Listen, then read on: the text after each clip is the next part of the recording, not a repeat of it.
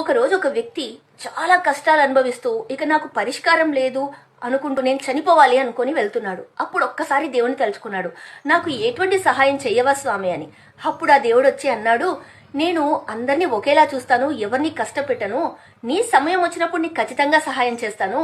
ఇప్పుడు చూడు, ఆ వెదురు చెట్టు ఆ గడ్డి రెండు ఒకేసారి వేశాను, అవి ఒకే సూర్యరశ్మి కింద ఒకే నీరు కింద పెరిగాయి, కానీ గడ్డి మాత్రం కొద్ది రోజుల్లోనే పెరిగి ఏపుగా పెరిగింది.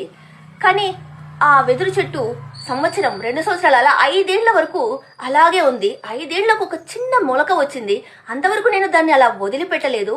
అప్పుడు 5 ఏళ్ల తర్వాత 6 నెలలలో ఒక్కసారిగా 100 అడుగుల ఎత్తు పెరిగింది.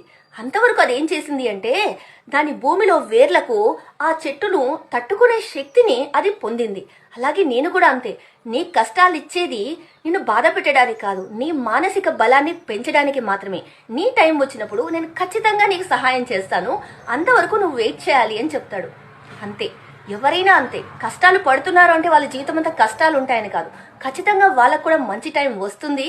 దేవుని నమ్మండి, ఆయన ఖచ్చితంగా మనకు తోడుగా ఎల్లప్పుడూ ఉంటాడు. మనం ఇప్పుడు కష్టపడుతున్నామంటే రేపు ఆనందంగా ఖచ్చితంగా ఉంటాం. దేనికైనా టైం రావాలి. కష్టంతో చనిపోతే బాధ్యత మాత్రమే పోతుంది, కానీ కష్టం పోదు.